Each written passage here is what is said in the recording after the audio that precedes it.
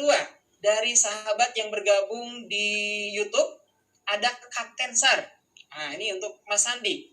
Mas Sandi, bagaimana gerakan Spirit Okumah dan gerakan Bela Beli Indonesia ini bisa memberi solusi kesadaran bangsa untuk menggelorakan ekonomi dari, oleh, dan untuk bangsa Indonesia? Baik, langsung saja kepada Mas Sandi untuk menjawab pertanyaan dari Kapten Sar. Ya, mohon izin Pak Dahlan, Kapten Sar ini kawan kita, motivator dan juga pengusaha yang sangat aktif, dan kita banyak berinteraksi.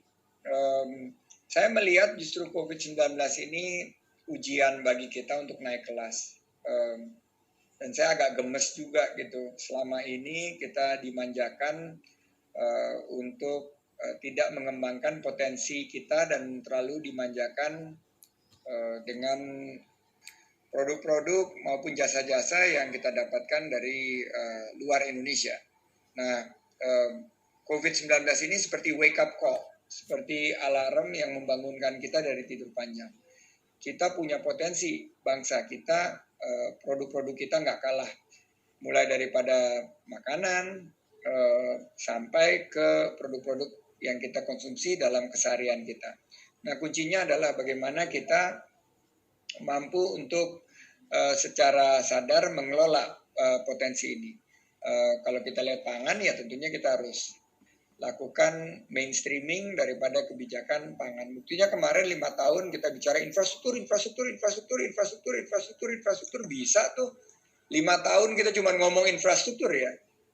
Tepat atau enggaknya itu nanti kita berdebatnya lain kali. Tapi bangsa ini bisa.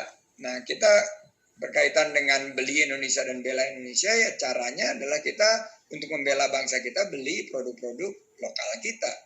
Dan jika 270 juta populasi kita ini secara sadar, Amerika aja melakukan itu, make America great again, atau lakukan America first, sah-sah saja buat saya.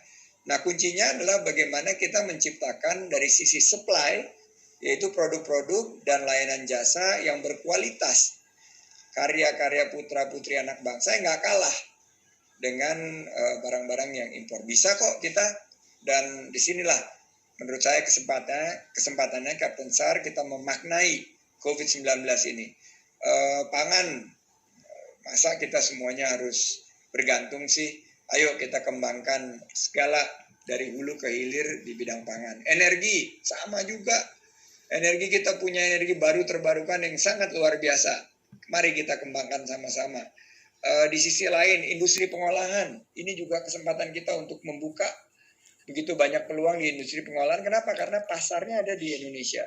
Nah, ini yang mudah-mudahan COVID-19 ini membangunkan kita, dan kita jangan malah terpecah belah, tapi kita bersatu padu, berkolaborasi. Karena lawan kita ini bukan di antara kita, tapi lawan kita adalah bagaimana memandirikan pembangunan bangsa kita ke depan.